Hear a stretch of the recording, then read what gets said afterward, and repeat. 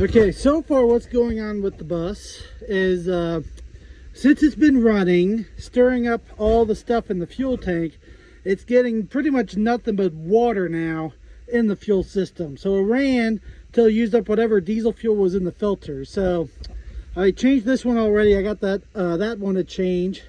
I also drained the fuel tank and I'm filling it up right now with diesel fuel. Yes, it's off-road diesel, but as soon as I get this up to the house, I plan on draining it and filling it with my homemade diesel fuel. I just did this because where I'm at, you know.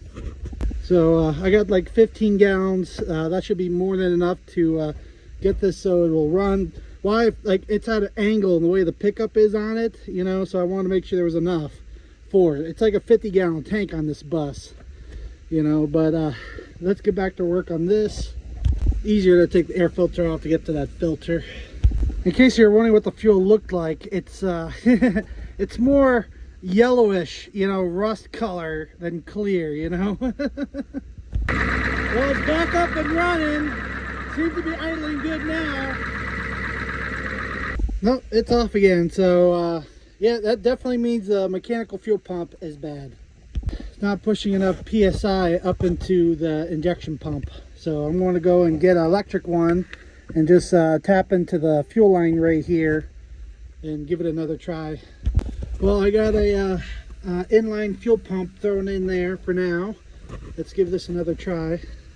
Okay, now it's up and running, and now it's running perfectly. You know, now I can rev it up without dying.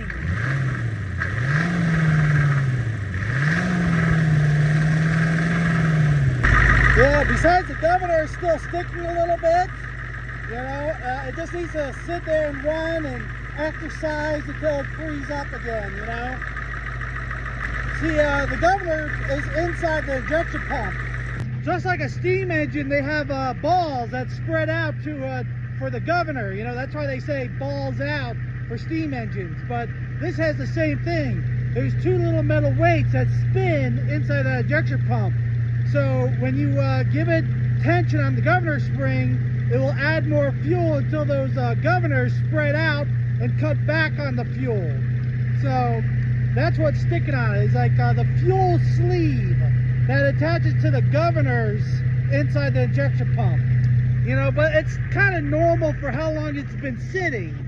You know, so all it has to do is that sleeve needs to just work up and down on, it's like a little shaft with a hole in it.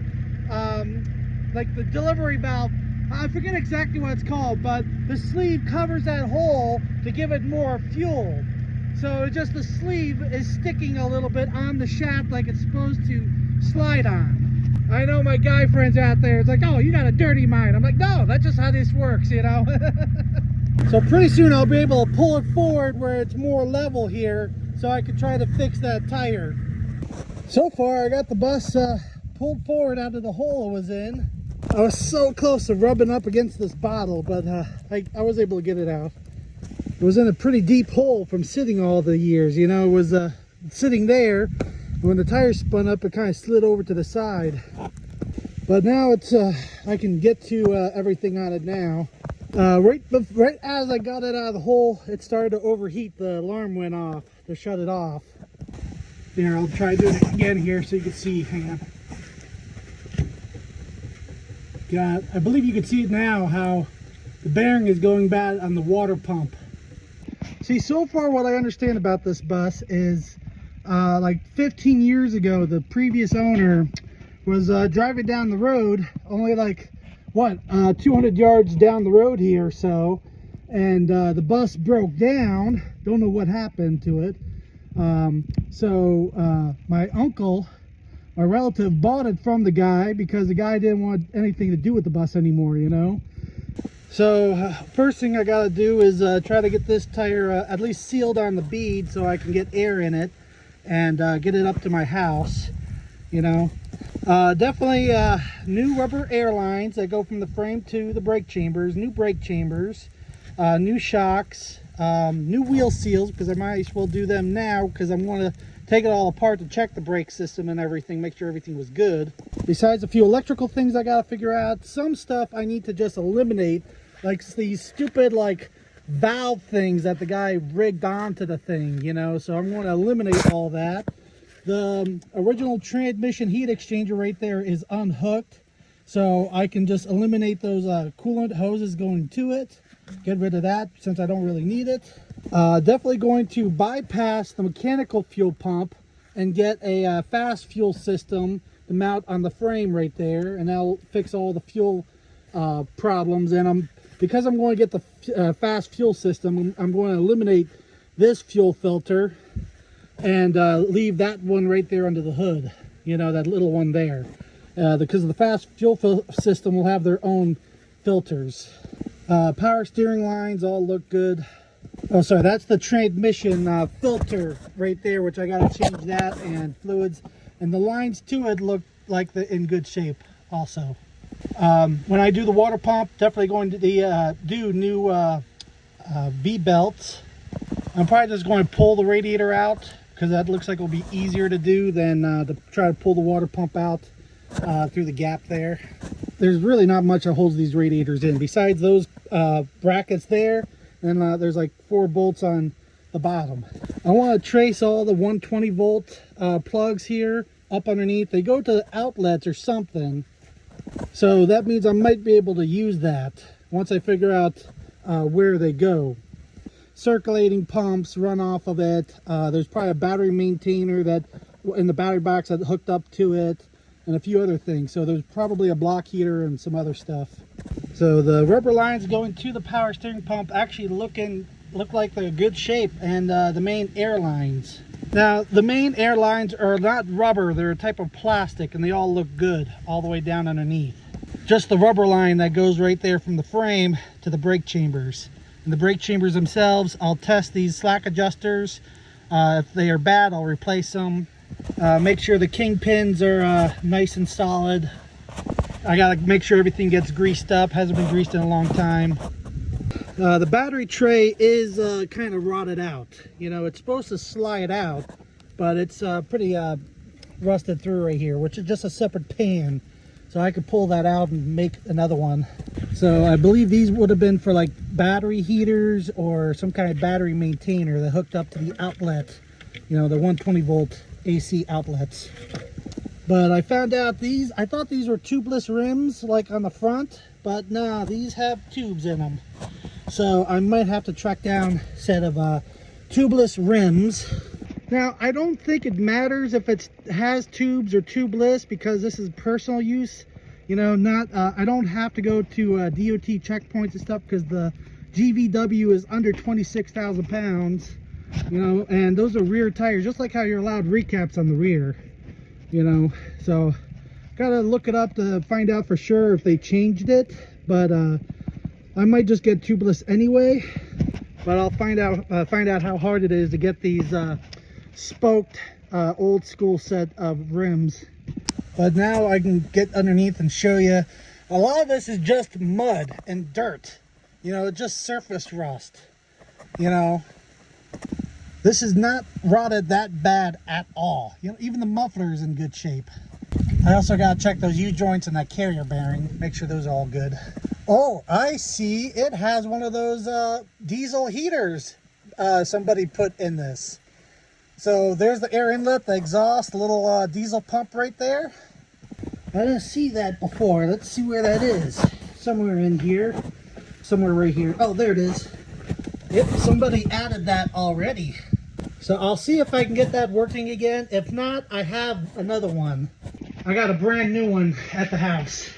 At least this is one of the higher buses. See, I'm 6'2", and I still got like 6 inches, you know, on top of my head here. I'm definitely going to take these handrails off, because those are just head-hitting height for me. Also, another thing about this bus, so far what I understand, before the previous owner bought it, it used to be used right here at the Army Depot, right here off 348. You know, I can't remember the name of that military base, but that's why there's a lot of like military stickers and stuff on it.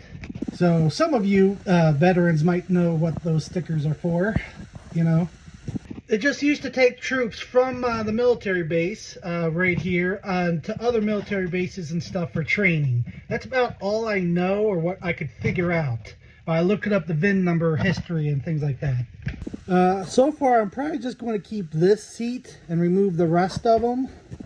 So this will be like where you take off your boots and hang coats and clothes and things like that, like jackets and stuff.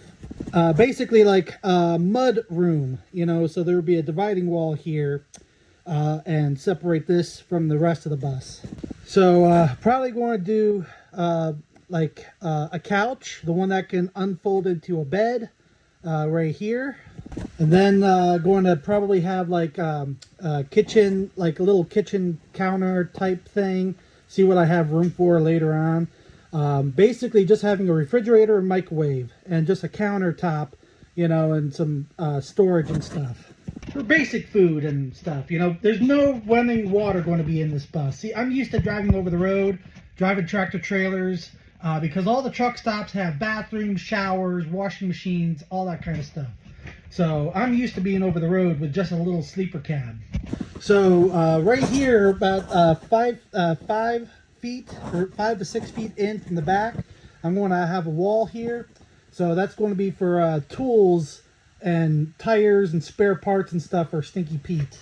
But like I said, once I get like all this stripped out, get the floor all fixed up and stuff, and maybe some carpeting, see what I have to work with. But oh yeah, I definitely plan on putting like plywood type wood veneer on the sides here, and try to mount some like outlet boxes and stuff. But yeah, like I won't know for sure until I get all these seats out, see how they have the layouts of the steel itself, and then figure out from there. Now for air conditioning, I don't want to put the cut holes in the roof for those air conditioners. So what I'm probably going to do is just get a couple of those like indoor air conditioners, so you can just run the hot hose right out the windows. You know, so like 1 or 2 of those is all you'll need. You know, that's what 5 to 10,000 what BTUs or whatever of air conditioning.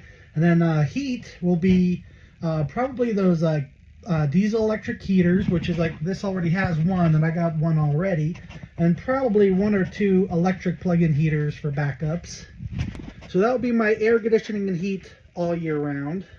You know, the air ride on this seat still works.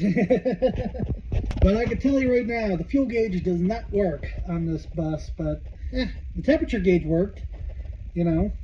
So everything works except the fuel gauge, but that should be a simple fix, you know, but I plan on doing separate fuel tanks anyway. Oh, I'll tell you about that, what I'm planning for that. So I want to make sure I can carry enough homemade diesel fuel with me so I can drive to wherever I want and back without stopping to buy diesel fuel or anything like that, or have to try to mix fuel out on the road.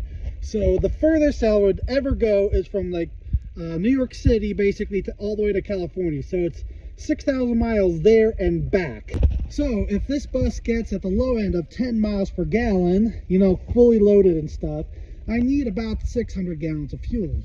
But what's nice about how high this bus is and the way the frame is set up, I could basically get a couple of these like tractor trailer fuel tanks and hangers.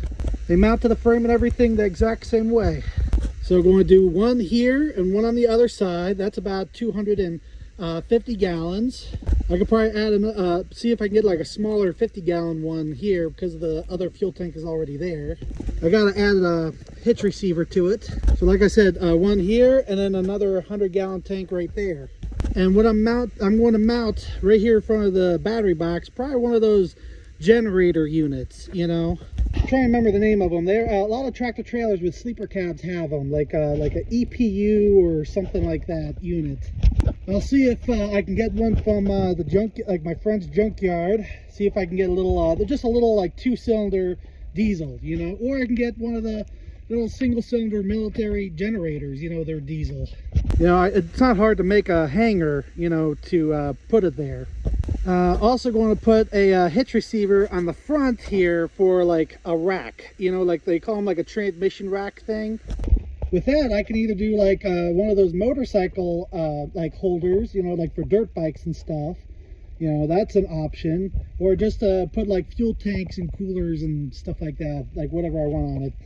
So like this original fuel tank, I don't know, I'll see when I get to it if I want to do like take it out and do like a 100 so gallon fuel tank or whatever. I gotta just see how things go. I do want to reroute the exhaust and do a stack like what's on the side of the tractor trailers and stuff. That way you got a little bit of a handle to get in and out a little bit easier, besides the ones that are already here. This Air Force, for official use only, you know. But yeah, a lot of this stuff is going to be over the summer, you know. I got Stinky Pete to get done this winter, you know. I was just trying to get this up to the house, up to my shop, and then I'll work on it. But like, I got a lot of parts coming in for Stinky Pete, so I could get ready to pull the motor trans out and get that fixed up for the new season. Yeah, so I've been measuring everything. I do have room for 4 of those like 110 gallon fuel tanks, plus the 25 or 30 gallon tank that's on it. So that should get me a full 6,000 miles of fuel range. You also got to keep in mind, I get better fuel mileage with my homemade diesel fuel than regular diesel fuel. So I'm just looking online what these buses normally get. So they get between 11 to 15 miles per gallon. So maybe I'll get 18, like between 15 to 18 miles per gallon fully loaded. You know, it wouldn't surprise me. For all the other things I've done in the past, it's about 20% more power, more torque, and fuel mileage. So let's just say I got at least like 12, 13 miles per gallon on homemade diesel fuel. You know, it's about 530 gallons or 520 gallons or something like that total. You know, so yeah, it should definitely be enough to go all the way to California and back. So I've been home and trying to find tires for that bus. So the tire size on that bus is 8.25-20. So it's been a little bit of a challenge. Now I can get new tires, but they are with tubes, which is fine for the rear dualies. But trying to find 2 of the tubeless tires for the front or whatever, like I gotta go back down and look at that bus to see if those front steer rims are still the tubed rims, or are they still split rims? Now, I didn't see the locking ring on the front rim, so I don't think the split rims. I think somebody put modern tubeless rims on that bus for the front steer tires. But the rears definitely still look like they are split rims with tubes. So, which is fine, that doesn't really bother me. Especially the way when you mount them on for a set of dualies, the locking rings are in the center between the tires. So even if a ring popped off or something like that, it's actually, they blow against each other on the dually ones. But the front steer ones, if the locking ring comes off, it goes outwards, you know, into traffic. But, you know, I'm just been kind of tracking down tires. So because this is a old tire size, tires are actually kind of expensive for this bus, you know. They're not the standard 22.5s or anything like that. So, the tires are running so far about $300 a piece. Instead of like recaps for the 22.5s, like most tractor trailers have nowadays, it's around 200 bucks for like recaps, and you know, it's not terribly more expensive, but when you have the tire plus the tube and liner, comes out to about $340 each tire. You know, so like so far it's coming out to about $2,700 to $2,500 for 6 new tires with rim, with the tubes and everything. So still tracking down parts. Now I do know they make modern tubeless rims for the 22.5s. They are like open rims, I believe they're called, for that spoked wedge kind. So now those are about $150 to $200 per rim, but I cannot find any 20-inch open rims for that bus.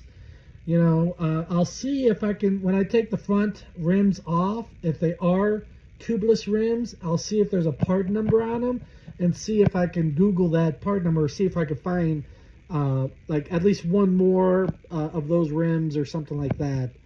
But yeah, it's been a little bit of a challenge for this bus. You know, the brake chambers are easy to get; those are pretty much standard. Brake pads and all that are simple. But man, these stupid tires are a little bit harder to find. But I got the bus really cheap. It's fine. I should only have to have one set of tires for this bus because um, they'll probably last something like 50,000 miles or something. Why they last a lot longer than most trucks is because, one, you're not putting as much horsepower and torque through them like modern trucks do. Also, they run at a lower speed, because they are tubed tires. So that's something you got to keep in mind, is traveling around 50 to 60 miles an hour. You don't really want to be doing 70 and 75 or 80 down the highway for long periods of time. So it's going to be fine. I'll get it all figured out.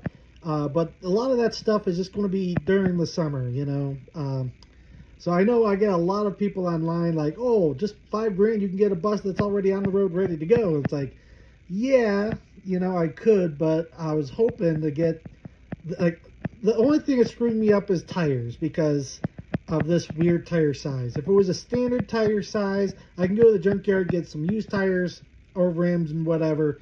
Fine, done, no big deal. But yeah, these tires are kind of biting into the budget type thing, but it's okay. But another thing is I like older buses like this because they're a lot more simple. Electronic wise, very basic and mechanically.